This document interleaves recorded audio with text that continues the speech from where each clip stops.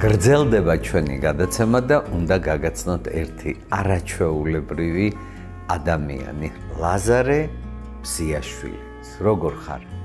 კარგად, ძალიან კარგად ვარ ამ წვიმიან ღამეს ბრუკლინში. მადლობა ძალიან დიდი მოწვევისთვის და ინტერესისთვის. გიცნობთ შორი და რა თქმა უნდა დედიკოსგან, მაგრამ ძალიან გამიხელოთ თქვენი გაცნობა.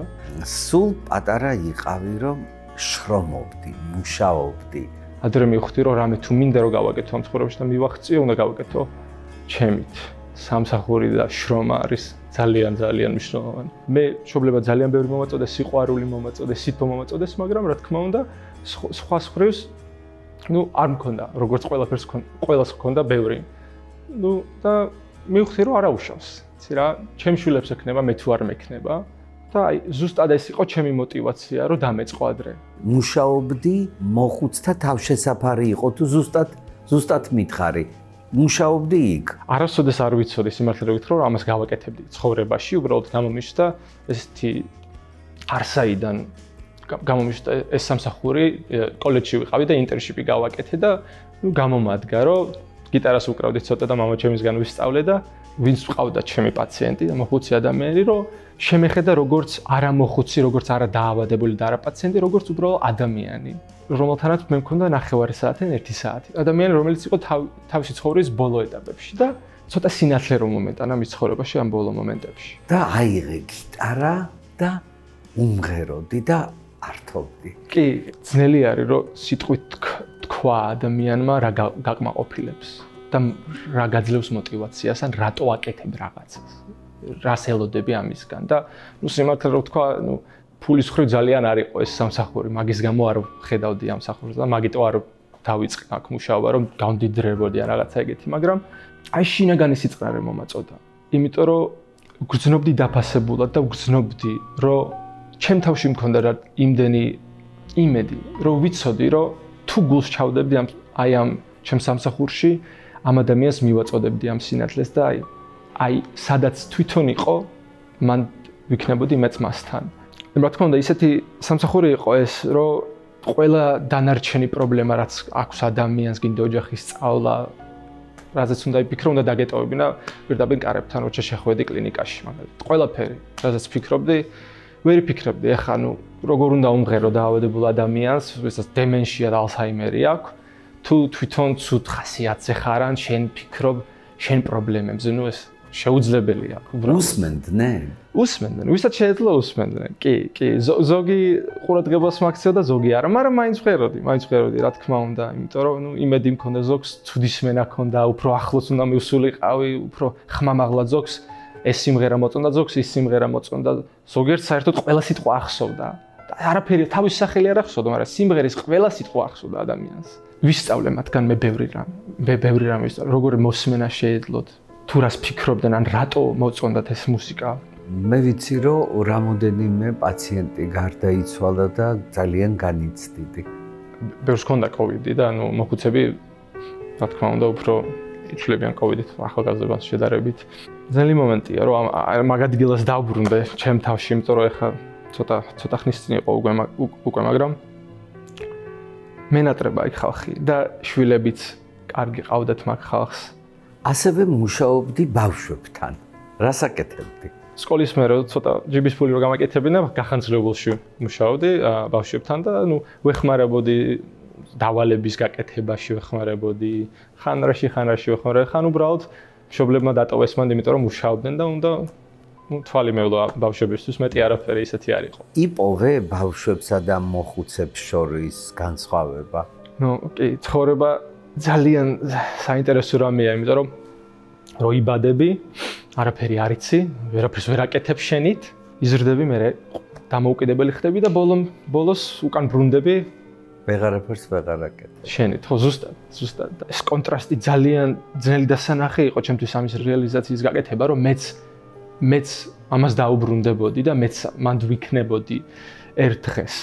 ერთი პაციენტი მახსოვს კონკრეტულად იყო პიანინოს დამკვრალი იყო თვითონ და მასწავლებელი იყო პიანინოსი და ძალიან ახლოს შევერთი მე ამ ადამიანს და ყოველ დღე უნიჭებდი 1 საათს მინიმუმს. ვიცოდი რომ მალე გარდაიცვლებოდა მითხრეს.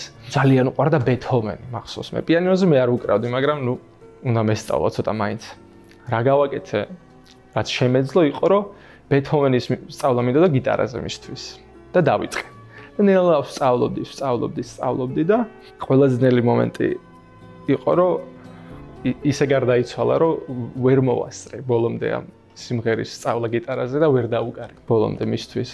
მისი შვილი მოვიდა, მიცნობდა ძალიან კარგად. ზუსტად იმ დღეს როცა გარდაიცვალა, დამინახა და აი ძალიან სწრაფი ნაფეხურებით მოვიდა ჩემთან და ჩამეხუტა. ისე ჩამეხუტა თითქოს არ ვიცი, მისი ოჯახის წევრი ვიყო, არ ვიცი, მიცნობდა მთელი ცხოვრება, არა და შორიდან ვიცოდი, დედამისს ვიცნობდი, მე შეიძლება 1-2-3 თვე მაქსიმუმ. მაგ მომენტში მივხვდი, რომ აი ეს იყო ზუსტად მიზეზი, თუ რატომ მუშაობდი მე მან. იმდენად ღრმა და იმდენად სიკეთით სავსეა შენი პატარა ცხოვრება ვთქვათ, იმიტომ რომ ჯერ 23 წლის ხარ, ხო? და მომავალი წინა გაქვს. აი ამიტომ მინდოდა რომ მაყურებელს ეს მოესმინა და ენახა რომ არსებობს ესეთი ქართველი კაცი, რომელიც ცხოვრობს ამერიკაში და ძალიან დიდ ცოდნას დააგროვებს და მერე დაბრუნდება ალბათ თავის ქვეყანაში და იცხოვრებს ბედნიერი. მოდი, მომიყევი შენ სამსახიობო კარიერაზე. ბოლოს გინდა რომ გაყვე ამ პროფესიას, ხო? 100%-ით. როგორ დაიწყო? აი როგორ მიხვედი იქამდე, რომ აი მოგინდა. იმიტომ მინდა რომ გავხდე მსახიობი, რომ აი ეს ყველაფერი, აი ეს სიკეთე, სიყვარული, ტკივილი იმ დონეზე გამოვხატო, რომ ადამიანმა რომ დაინახოს, რომ იგრძნოს თანაგრძნობა ჩემიდან და ჩემი ნიმუშიდან და ჩემი მსახიობიდან, რომ იგრძნოს თანაგრძნობა თავის თავთან, რომ თქვას, რომ ვიღაც არ ვარ მარტო, ვიღაცას ესმის. გინდ არ იყოს ნამდვილი ისტორია დაწერილი იყოს, სკრიპტი იყოს, კინო იყოს, მაგრამ აი გინდა ერთმა ადამიანმა ვიც უყუროს, რომ იგრძნოს თანაგრძნობა. და აი მაგიტომ მინდა მსახიობობა არ ითამაშე ფილმში.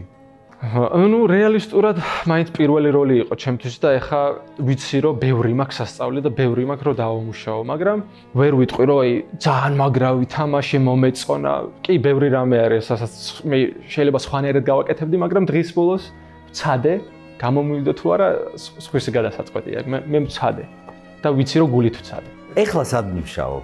ენდოკრინოლოგის ოფისში ვმუშაობ, მე ექიმთან, ძალიან მადლობელი ვარ. ძალიან ბევრი ქალბატონს და იციან ვინც არიან, მაგრამ დედაჩემი და დედაჩემის ძალიან ახლო დაქალმა შორან ახუბერიშვილმა შემომთავაზა ეს პოზიცია მომისმინა და დამთმო ეს პოზიცია ჩემთვის და ძალიან მადლობელი ვარ. გრძნობა მაქვს დაკმაყოფილების, როცა სხვა ხალხს ვეხმარები. მოდის ხალხი ბევრი ქვეყნიდან, ზოგი არის ინგლისურ ენას, რომელიც საერთოდ ვერ აღიქვამს და აი ამ ხალხს ვეხმარები, რომ თავის თავს მოუვაროს და დამოუკიდებელი გახდეს. აი ეს ახალგაზრდა სიმპათიური ყმაწვილი გახლავთ ჩემი მეგობრის ლელა ნინუას შვილი, მოგეხსენებათ, ის საქართველოში ცნობილი ჟურნალისტი იყო და ეხლა ამერიკაში აგრძელებს მოღვაწეობას და მე მიხარია რომ აი ესე ჩემი მეგობრის შვილი გავიცანი და საერთოდ მე მიდრეკილება მაქვს ჩემი მოხუცი მეგობრების შვილთა შვილებთან ვმეგობრობ და მოდი ვიმეგობროთ მე და შენ. ძალიან მიხარია რომ გაგიცანი წარმატებას გისურვებ, დიდი მადლობა მინდა გადაგიხადო.